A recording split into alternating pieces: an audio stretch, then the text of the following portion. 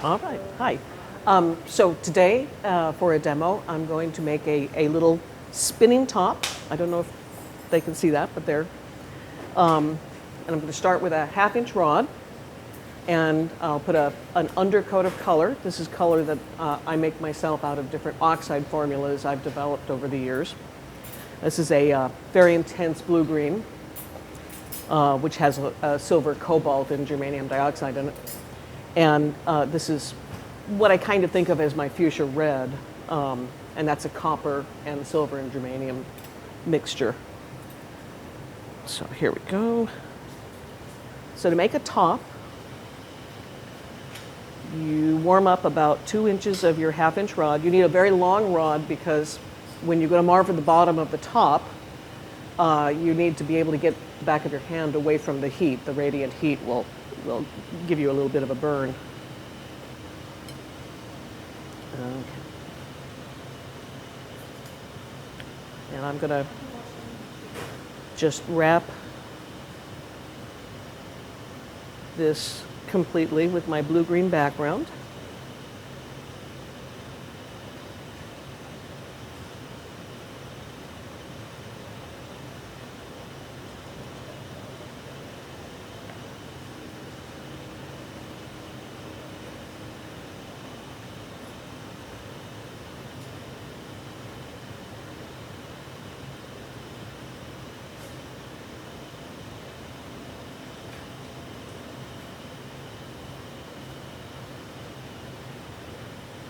There we go.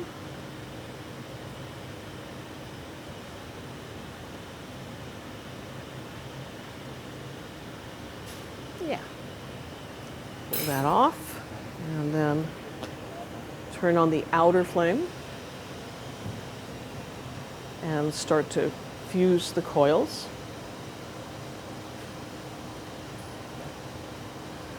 I learned this basic technique for making tops from John Burton, who maybe he developed it, I'm not really sure. This was in the late 60s and early 70s.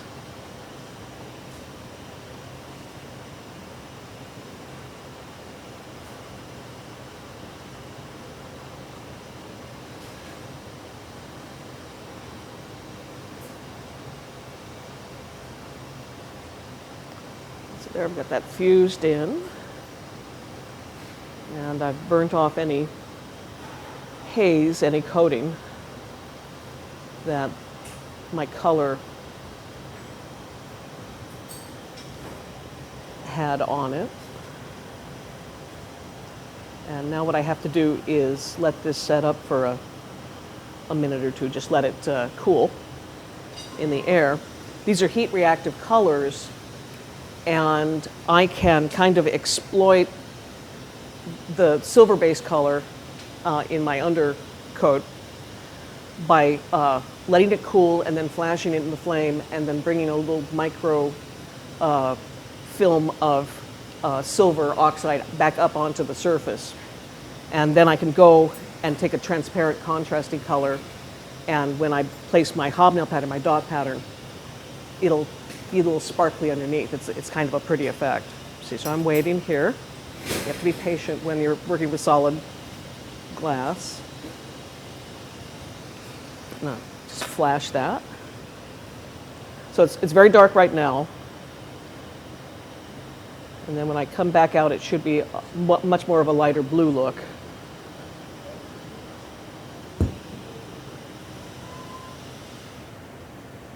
Yeah. And so that's the kind of lighter bluish tint you're seeing there is the silver oxide rising up to the surface. I just reduced it onto the surface. Okay, and now I'm going to start my pattern. Oop.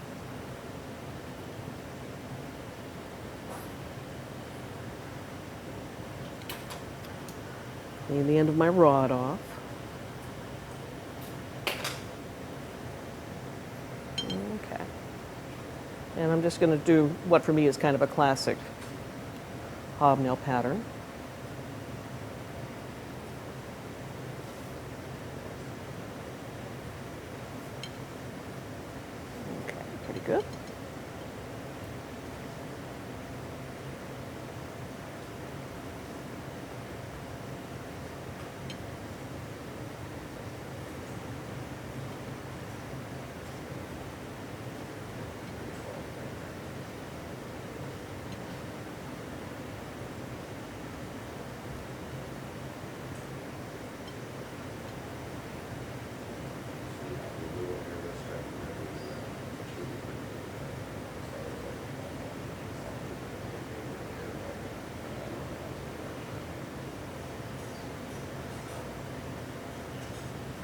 Just seat that in a little bit.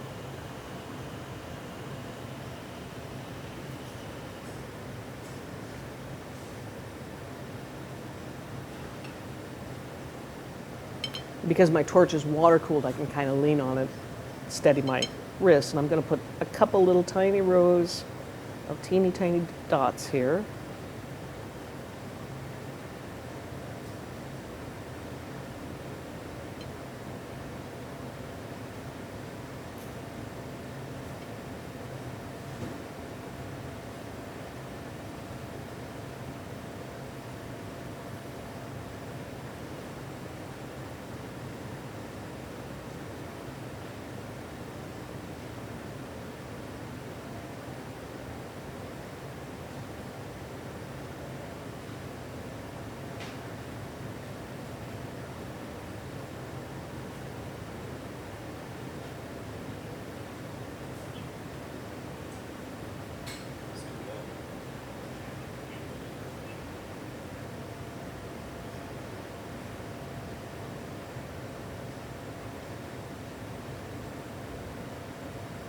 There we go.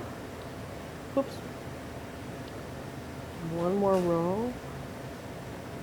So I'm building up a pattern now of the smaller dots interspersed with the larger ones. It takes a minute.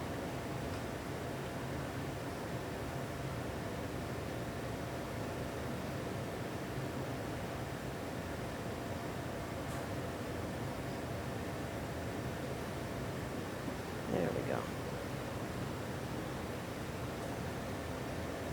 Okay.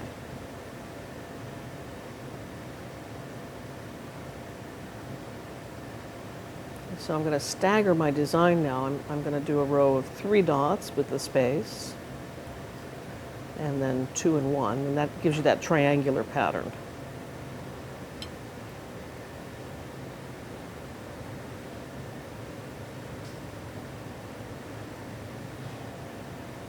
Oop.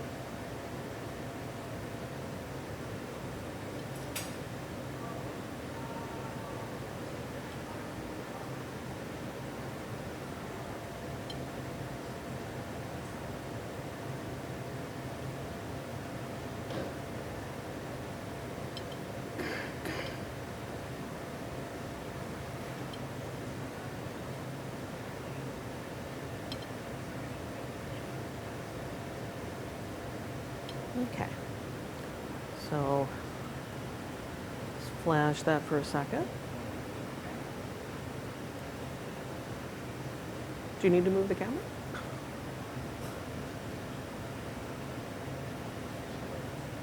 You could come around behind me if it would help. So I'm going to put a larger hobnail between my little triangular points here.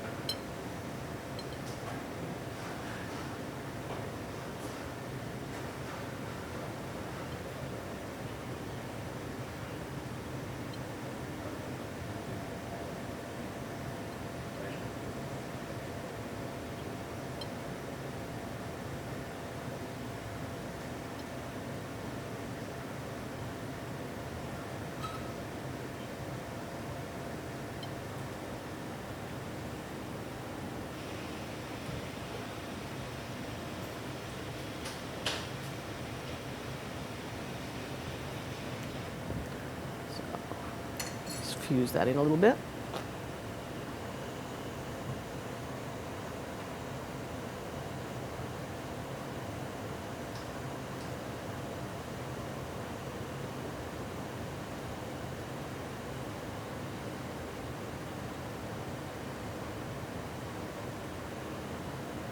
Okay.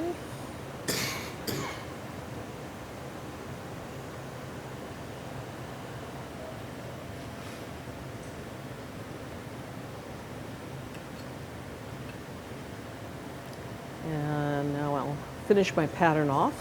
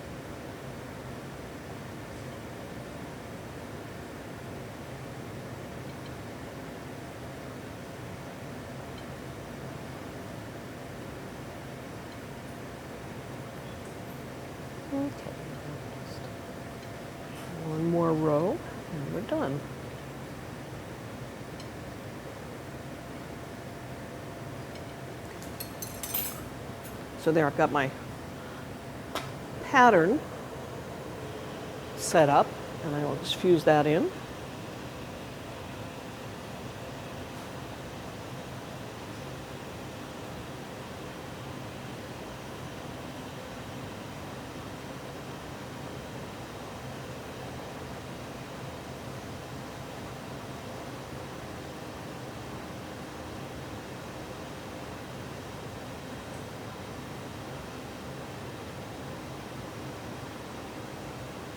There we go.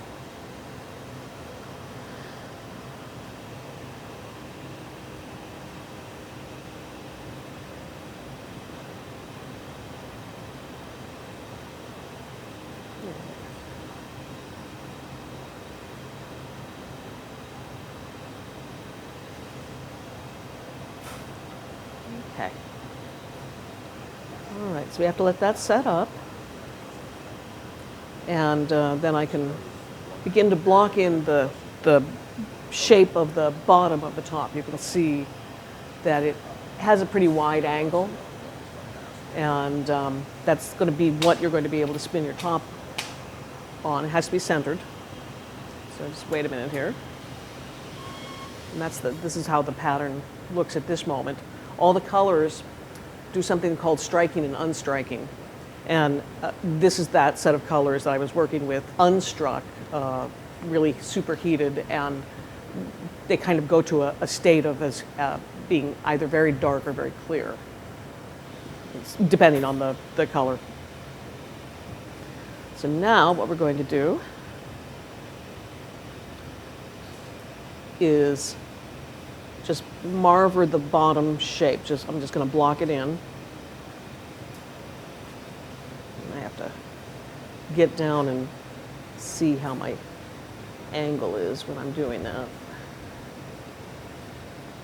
You want to leave the top half, or the 2/3 of the gather cold, so it'll be stiff, and when you go to marver, you have some resistance, and it'll stay centered. Okay, so here's the.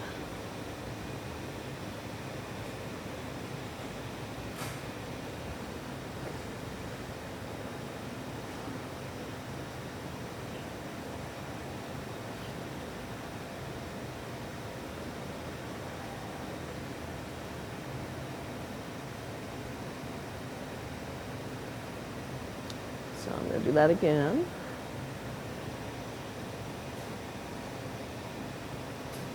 It's coming up to a point in the middle. So that's how that looks. And now I can punty onto the bottom on that point. And I'll pull the neck. I'm not happy with the length of my, oh, there we go. There's my punty, there.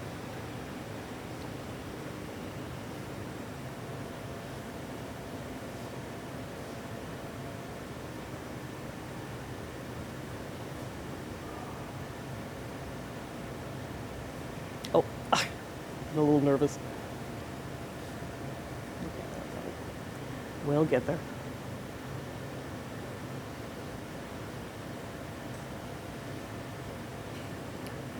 So, let that set up. And what I'll do is I'll heat up in here and pull a neck and detach it from the 1/2-inch rod. That's pretty good.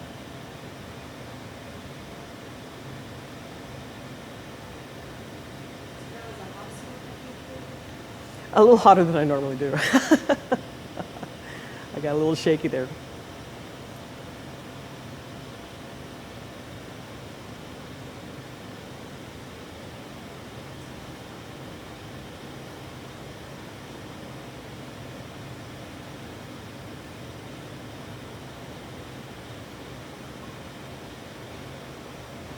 So I'm stretching my neck and also pulling the gather off of the rod.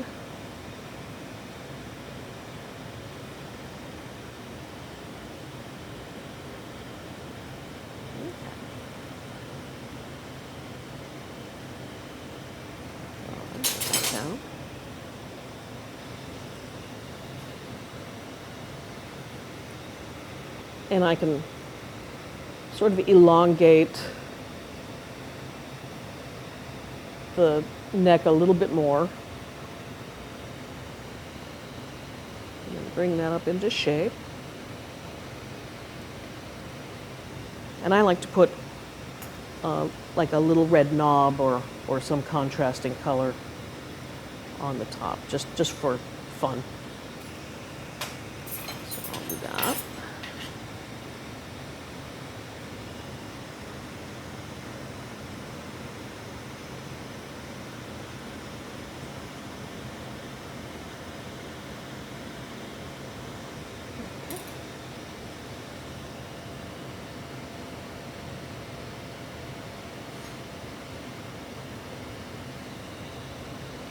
So that'll be the little handle or the knob you take when you give it a little twist.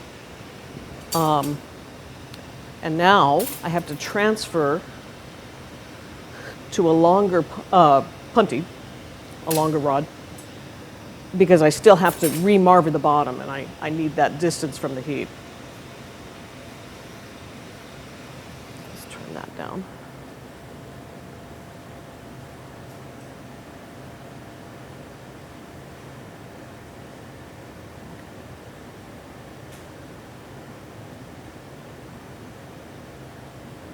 Right, you want to be straight on your punty. Everything has to be straight, unfortunately.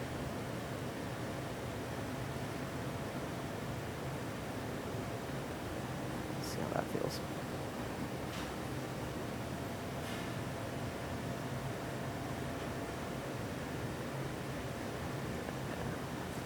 That's a little better, okay.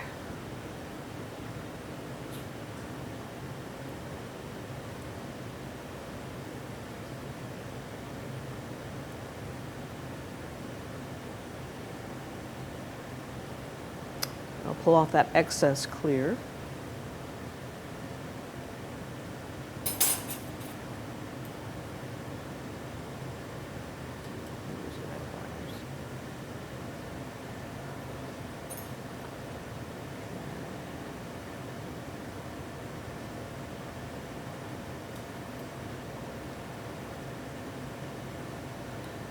Neaten that up a little bit. Okay. Alrighty. Uh-oh, what are you whistling for? Torch? You don't do that. You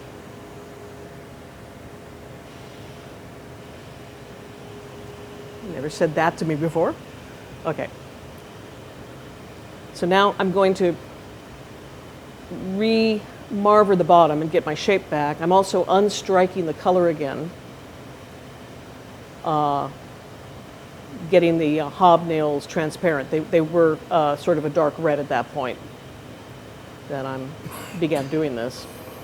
There we go.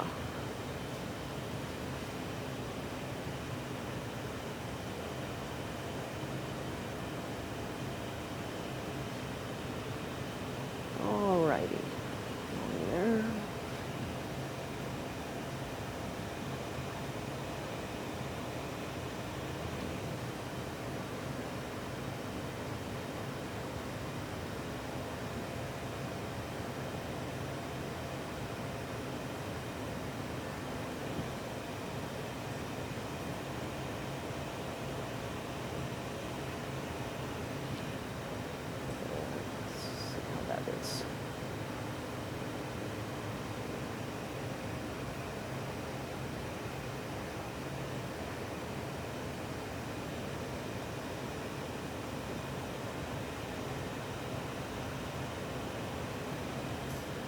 Okay. So here you can see the hobnails on the neck have struck back red, and I've got a pretty good shape there on the bottom. We can test it. Oops. Here, see if that. And that looks to me like it spins pretty smoothly.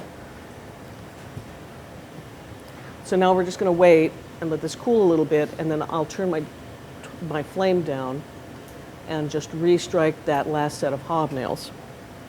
And then I can crack it off, and when it's cool, I can just fire polish the knob. Wait a minute here.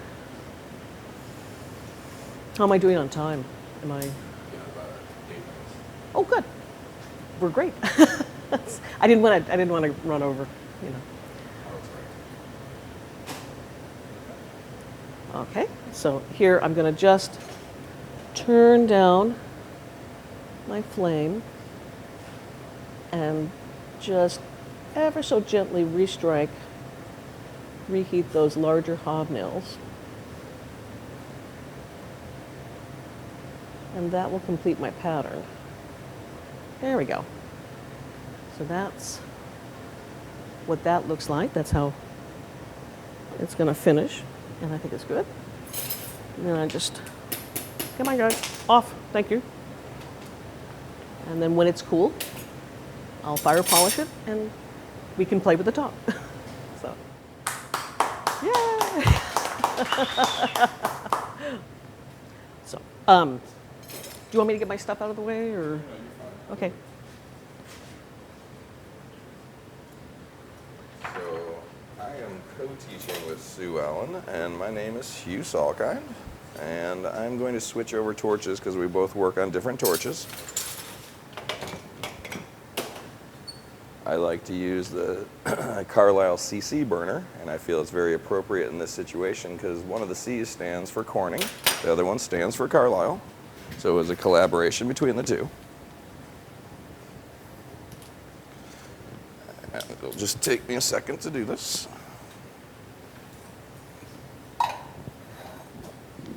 Or maybe a real minute, but won't be long.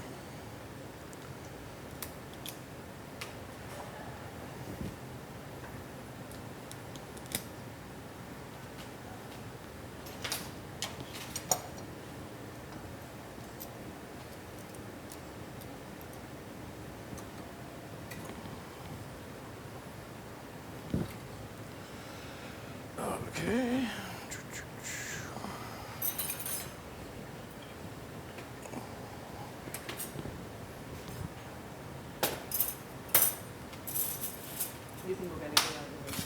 Thank you.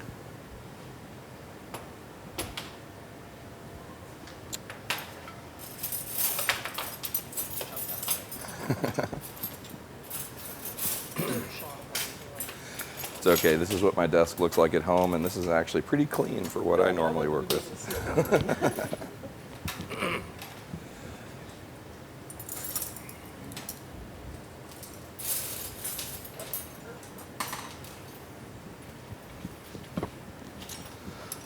Okay, so what I'm going to make today is a air trap marble, which is similar to this one here. And it's a fun thing to make. I like making marbles. Some people refer to them as replacement parts for people who've lost a few. So.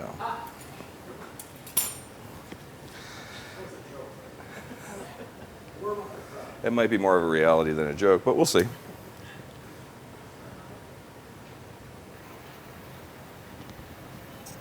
Just going to clean my glass a little bit. And the color that I'm going to use for the center of this marble is a color that Sue Ellen Fowler made.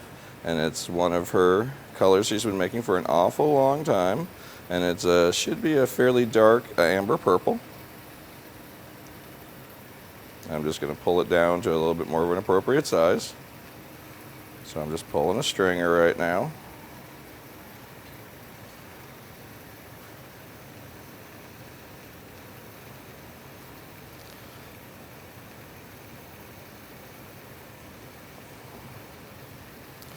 And what I'm going to do is put some very precise dots on the bottom of this piece, so I want to have a stringer that it will be able to be the appropriate size.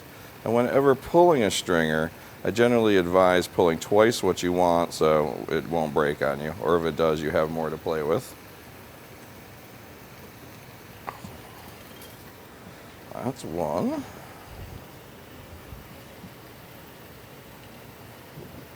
And that probably will be enough, but like I just said, I'm going to err on the side of being safe. I'm going to pull a little bit more.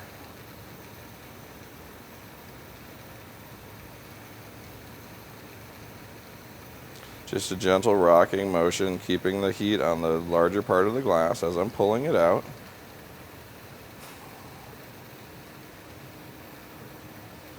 trying to keep it as consistent as possible, which is not as consistent as it could be, but nobody's perfect.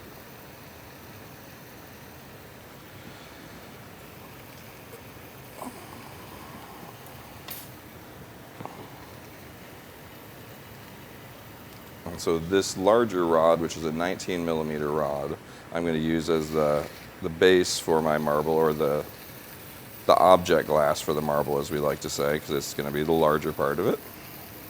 I'm slowly heating up this thinner part of it so I don't crack the large rod.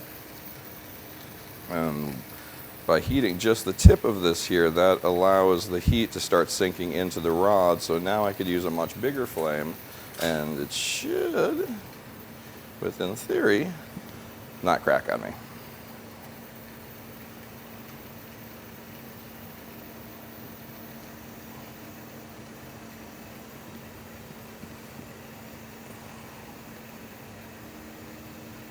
So what I'm doing now is I'm gathering the end of this 19 millimeter rod into appropriate size for what I want for my marble. This marble will be as big as I melt this rod. So if you want a bigger marble, you got to melt more of this rod, or maybe use a bigger rod. And if you want a smaller marble, that you would use smaller rod, not melt so much.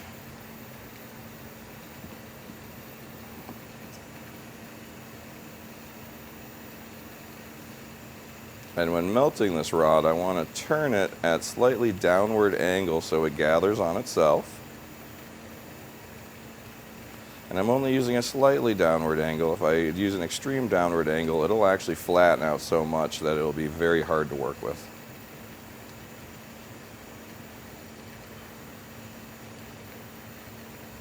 So when gathering, gather slowly and you'll have a nice gather. If you try and do this part too fast, you end up having a lot of problems later on down in the line with the steps that I'm going to be doing.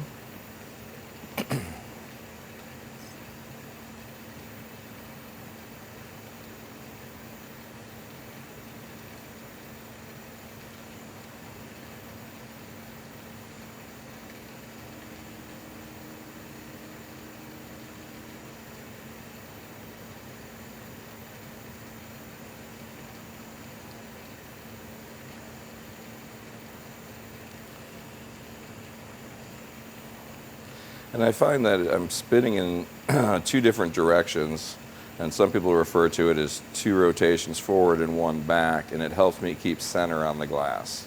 So sometimes if you're just turning your glass in one direction, it tends to get off center. And for this process, I really want to try and keep it as on center as possible. That way, when I do my later steps on this, they should all be relatively even.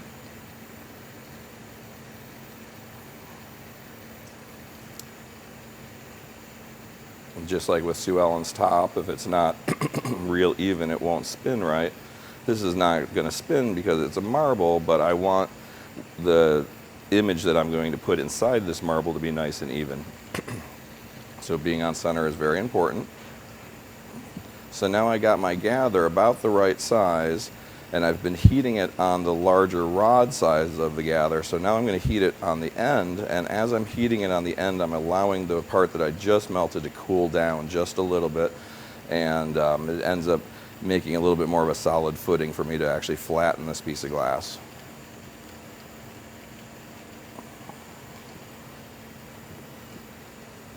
Now I'm going to flatten the glass, and as I'm flattening it, I'm going to turn it so I can stay on center. And at this point, if it's not on center, I'll go back into the flame and remelt it so that it's, if you don't get it right the first time, you could always try again and have plenty of opportunity. So now I have my disc. It's a little bit hot, so I'm going to end up letting this cool down for a second. So spinning it out of the flame. And I'm going to heat the bottom, and I'm going to press it against this tool here, which is called a flower frog. It's really from the floral industry, and it holds flowers in the bottom of a vase. And it works very well for what we do here. So, and When using one of these tools, you got to be a little careful not to get your glob of glass too hot because it'll stick to the tool and end up ruining it. So that's why I let it cool down a little bit outside the flame before I started heating the bottom. I'm just heating the bottom of the glass. And that should be good. I'm going to take this out. I'm just going to press it down, hopefully around the center of the flower frog. And that creates these indentions in the bottom, which end up kind of looking like a golf ball. Now, each one of those indentions is going to be a trapped piece of air, a little bubble of air, and that's why this is called an air trap marble, if I don't shake too much. So now I'm going to put a little bit of color, this amber purple that Sue Ellen made for me, and I'm going to place it over the little indentions on the bottom.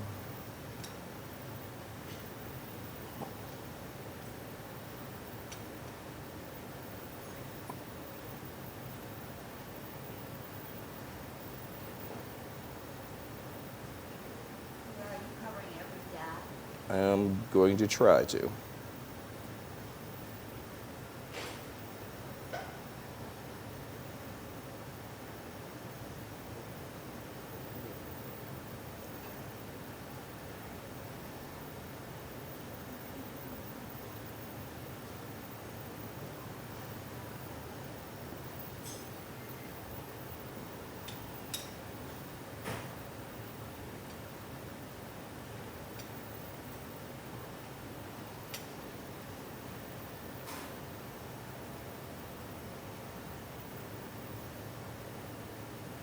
And with this technique, I suggest not drinking too much coffee in the morning, or all your dots will become one. As I'm reminding myself right now with the 3 cups of coffee I had this morning.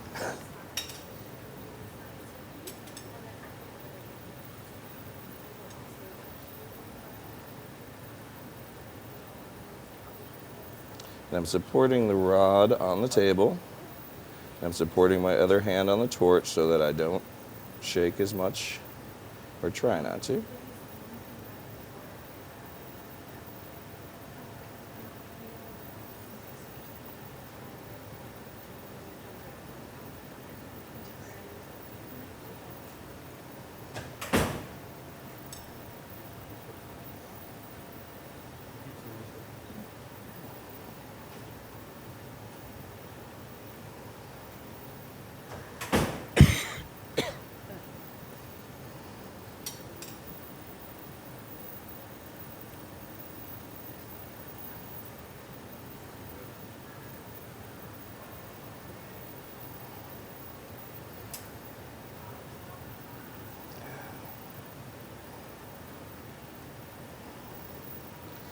And I'll take a look at it and see how much I filled in. And it looks like I could do 1 more row.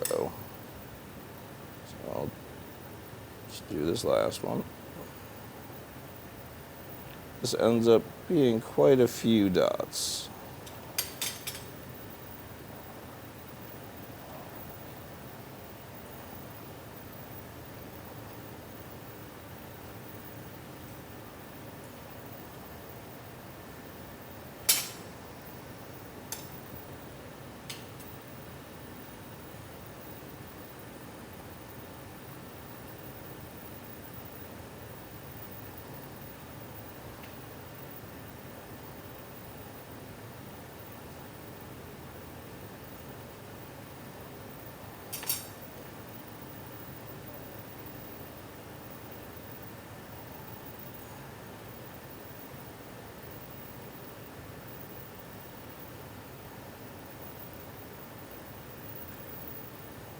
Okay, I got my dot part of this done.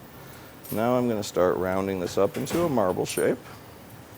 And I'm actually going to compress these dots and get them to flow up through the piece of glass. So I first heat the back side of my flat puck just to get the motion started of them to go in and start to raise up. So I just want to get it to a nice glow on the back. I don't want to heat it so much that it'll distort it. but this just gets the action started a little bit better. And so now that I have a little bit of an orange glow, now I'm going to turn it around to the face of the marble, or the bottom of the marble, and I'm just rotating this around the outside of the dots. What I'm really trying to do is get the clear glass on the sides to come down while the dots in the center rise up through where the marble's going to be. And this technique is called compression because I'm working with a solid rod, and to compress the glass is to move the objects around inside of the solid rod. This technique has some other names, but the compression is, from what I know, more appropriate for what I'm doing.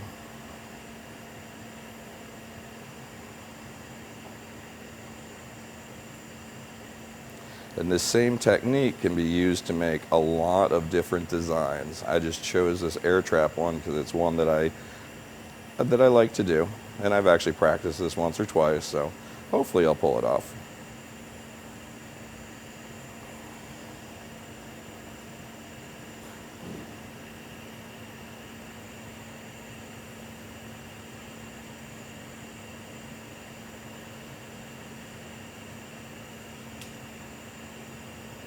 So the bottom of this is starting to get a little bit of a concave, or what we call a pucker. And I want that to happen, but I don't want it to get too deep. So I'm going to alternate from a little bit of a downward angle to a horizontal angle. And by moving my flame into the indention, I end up pulling it out a little bit. And if this indention gets too deep, it ends up creating a large air bubble, and it usually makes the piece crack. So I don't want that to happen. So I'm going to concentrate on making that not happen, hopefully.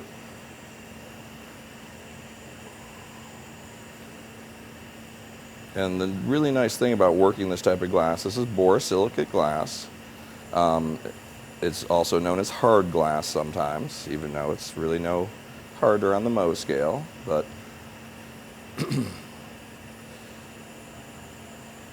where you put the flame with this type of glass is where the glass will flow towards.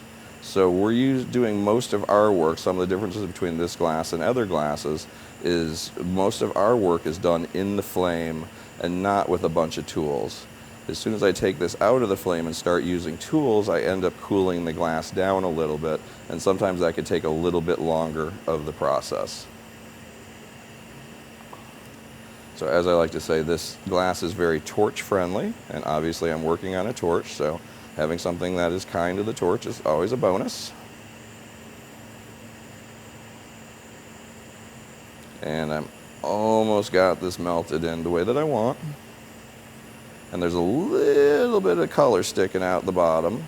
And while this glass is hot, you are able to see that color out of the bottom because it has a little bit of a different orange glow to it. And so that's what I refer to as the footprint of the color that I just put inside that. So I'm going to encase that with a Troutman Art Glass color. That is a new color I am not super familiar with, but I just used it today and it seems to be very friendly.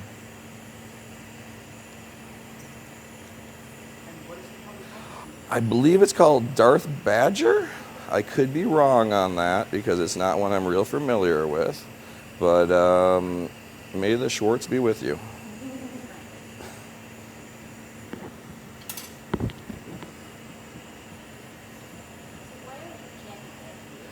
Just so that I put the lens over that, or the color, just so the footprint doesn't stick out the bottom. And it will also help reflect some of the color that's up inside of it. This color that Sue Ellen made for me is made from silver and germanium, and silver will have many different colors to it, and one of the best ways to get the colors to come out of get the multiple colors is to put a dark background behind it so that you're looking not just at the surface but all the way through the glass.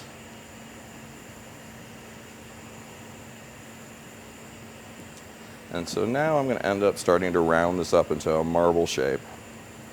And that's one thing about marbles is they're round. And so I'm going to try and make this as round as possible. So I'm going to use a couple of tools I have here which are referred to marble molds. and they just make our life a little easier and a little bit faster. And I'm using two different shape marble molds. I'm using what's called an infinite rim mold and just the normal half hemispherical mold. The infinite rim, which is actually a cone shape, seems to help round it up a little quicker, and then the half hemispherical ones are for my final rounding. And this is handmade, so it's not going to be completely round. Anything made by hand is never going to be completely symmetrical, but you want to do as best of a job as possible. And if it's not going to be real round, then you want to flatten the bottom and call it a paperweight. But paper is becoming an extinct subject nowadays, so marbles make a little bit more sense than paperweights. And the popularity of marbles nowadays is because of that reason, that paperweights are not used as much as they used to. So a lot of people who used to make paperweights are now making marbles, or some people refer to them as orbs. If it's a very expensive marble, it's probably more on the orb side. And if it's less, it's probably more on the marble side. And these are collectible marbles. These are not marbles that you'd want to play your marble games with.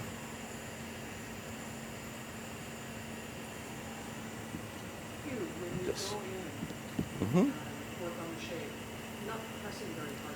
No, I'm allowing the tool to do most of the rounding up. I'm pressing down with my left hand a little bit, but not real hard. If I have to press really hard, that means the glass was not hot enough. So a lot of times when people think you need real strong muscles to do what we're doing, they're just not heating the glass properly. And I'm allowing the glass to round up on itself, and I'm just using the mold for the final little shaping of it. I find if I really have to push it in the mold very hard, it puts a lot of stress on the glass, and the glass doesn't like that. It tends to be unhappy and want to crack on you, and we don't want that to happen. So.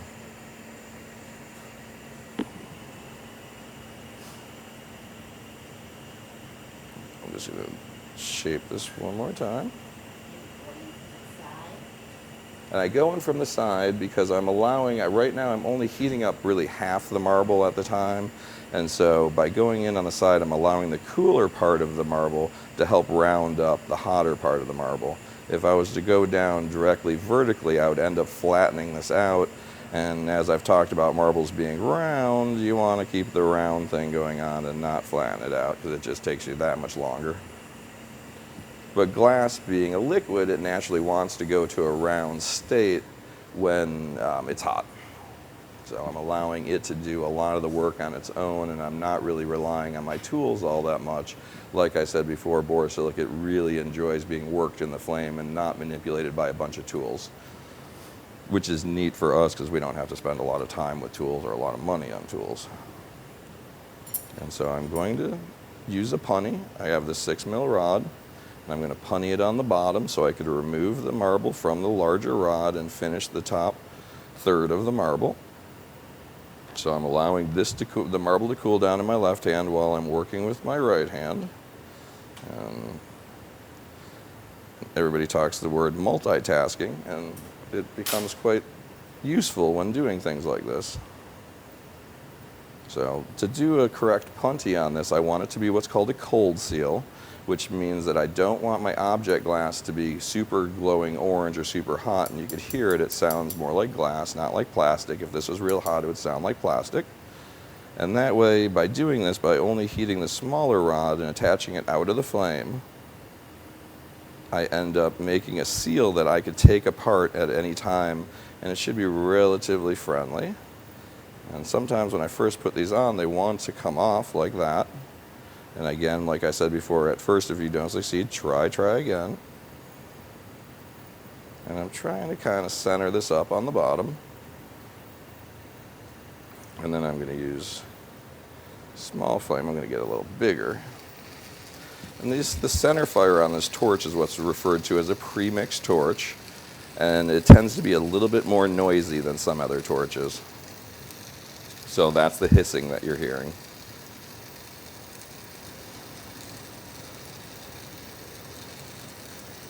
I'm just rocking it back and forth, moving it all the way around. And this is what's referred to as a fire cut, because obviously I'm using the flame to cut the glass in half or apart.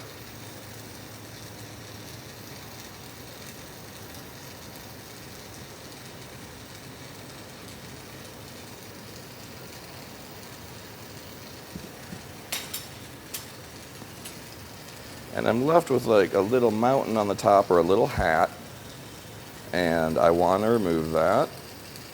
I find it easier to round these up if we don't have that extra glass on the top. If you try and melt in that extra glass, it tends to make this project a lot longer and a little bit more frustrating. And I am going to punny this up back and forth a couple of times, so I want to try and minimize how many times I have to punty it. So that's why I'm removing this extra glass on the top. Now I can turn my bigger flame back on. And now, because I have a punty on one side, which I do not want to get warm because I want it to stay what we refer to as a cold seal. If I get it too hot, it'll become a hot seal and they won't separate. So now it's round, I use the term North Pole, South Pole, and equator because it's better than saying side or top or bottom, because round objects generally don't have a top or a bottom or a side. So I'm only working from the equator north at this point, making sure to be really careful not to heat my punty too much. And again, when I go into the mold, I'm going to let this sit out of the flame for a second or two, maybe 3 or 4. And then when I go into the mold, I'm going to go in with the cold side and rotate it around and around and go up to about a 45-degree angle. I find if I go up any higher, then the marble doesn't seem to round as much. And when working this, if you really want to check roundness without having to, say, roll it across the table or pull out any kind of measuring tool, I look at the light reflection coming off the surface of the marble. And if the light reflection stays in one spot and does not bounce around a lot, then I have a very smooth, even marble. If your light reflection starts bouncing around as you rotate the marble, wherever it bounces means that it's not real consistent in that spot, so it's not real round. And like I said in the first place, these are handmade marbles, so don't expect perfection.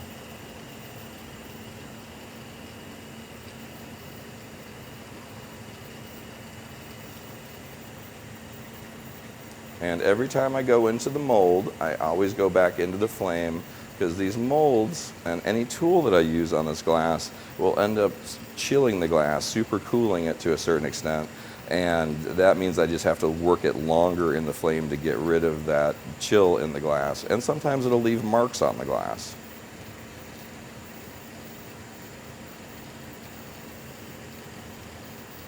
And I want to make this round. I don't want to leave any marks on it, which means I'm going to remove all traces of my punty.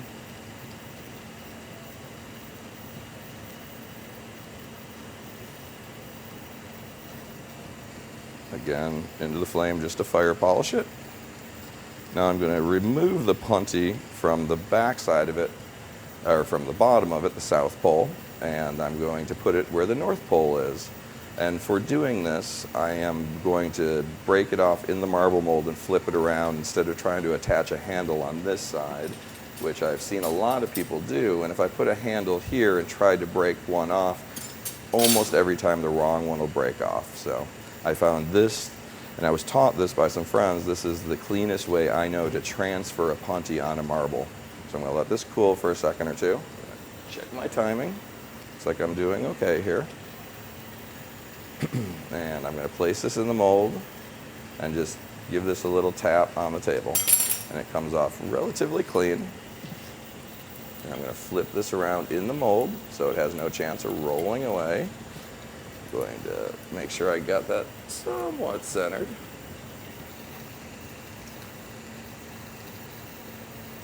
And I'm going to remove the end of my rod where the was stuck to the glass, so that if that got wore out a little bit, it's not there anymore.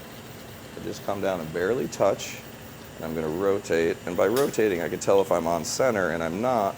So this is why you do a cold seal. So it pops off very easily. And I'll try that one again.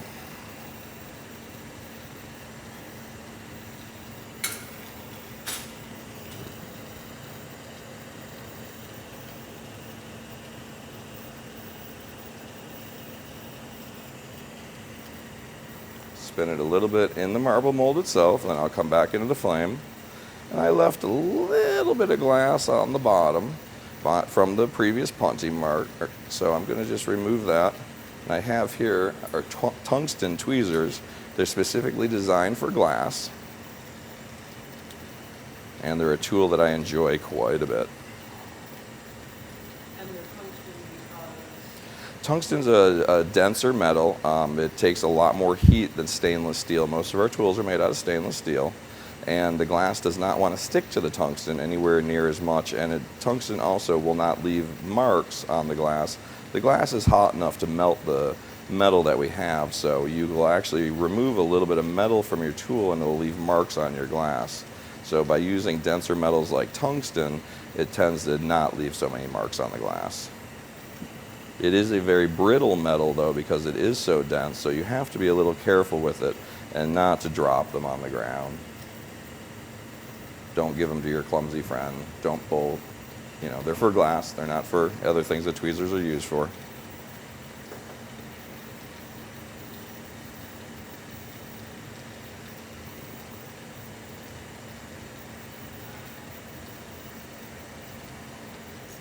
And the color that Sue Ellen made for me is what's referred to as a striking color. So we could get many colors out of it. And the more times that I take this out of the flame and let it cool down a little bit by putting it in this mold and then go back into the flame, I'm actually changing the color of those spikes in there very, very little. And the more I do this, the more different colors I could get. Oh yes, it will. And silver actually will travel all the way through the glass if given enough time. And that's why I chose this color in the middle, because it's very friendly to the glass and the glass accepts it quite a bit.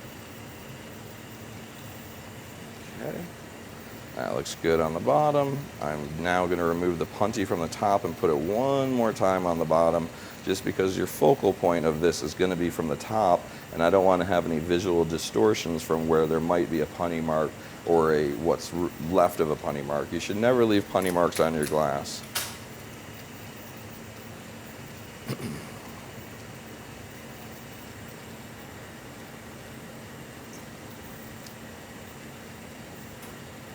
And a long time ago, people used to leave a lot more punty marks on their hand-blown glass, and people used to say that's how you could tell if something was hand-blown. And being a glass blower, I know that means the glass blower was not paid enough to actually remove the punty mark. So when you see that, it's more on industrial glass, not on art glass like this. And that's why I was saying these marbles are not ones that you want to give your little kids to play with outside, because it'll devalue it quite a bit if you mark these up and scratch them up.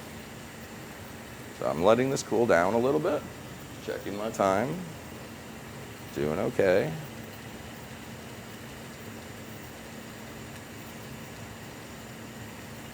You start seeing that color mature a little bit in there. And it has everything from a little bit of a purple all the way to an amber, hence the name amber purple, or just AP a lot of times we refer to it as. And I'm again going to make sure this is centered. That's why I get down and look at it at eye level. Remove a little bit of the glass. Steadying my hand on the table, I come down and just touch it slightly and rotate it in the cup. I'm going to come up here now into the flame and just work the top half of this, and I'm only heating the outside of the glass. This time I don't want to get the glass too hot, because this is very round now and I don't want to distort it by getting it too warm. These torches are rather warm. They will melt almost anything that you know of. So we have to kind of dance around the flame a little bit.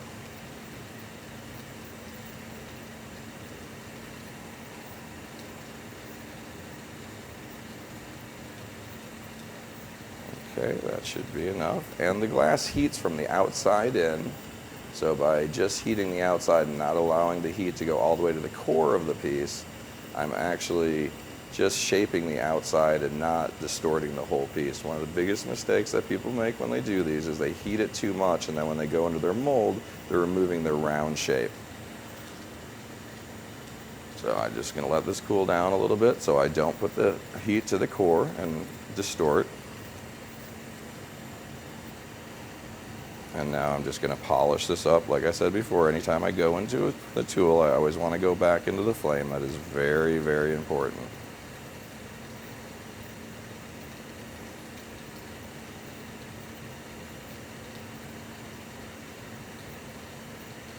Okay, that looks good there. So now I'm going to let this cool down. I'm going to remove this punty, and I'm going to remove the punty mark on the back, and I will be finished in just about the right time. So for this, I'm going to angle it a little off to the side because I have a kiln right in front of me, and I'm sure they would not appreciate me putting the flame right on the kiln. That's just being aware of your surroundings. When working with hot objects, it's always good to be aware of your surroundings. And so it's about cool enough. Pop that off. Flip it upside down, and I'm using this marble mold with a handle on it so I can pick it up. And this torch is what has what's called a rack and pinion base on it, so I can move it down very easy.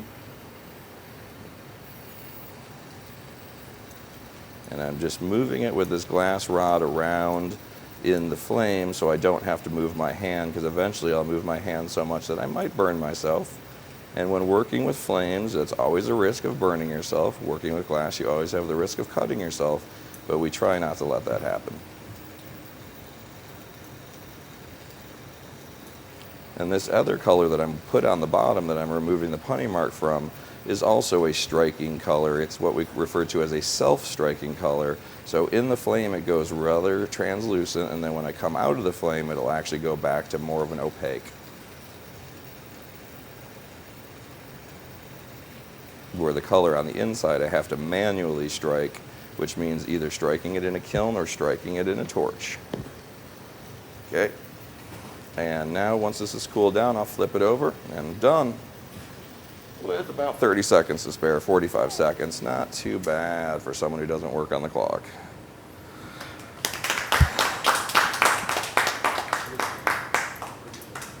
Thank you. And once that stops glowing orange, we'll be able to see the spikes a little bit more in the piece. Just let me Yes. spin my top. Yes, yes, yes, yes, yes. Here's the top we made.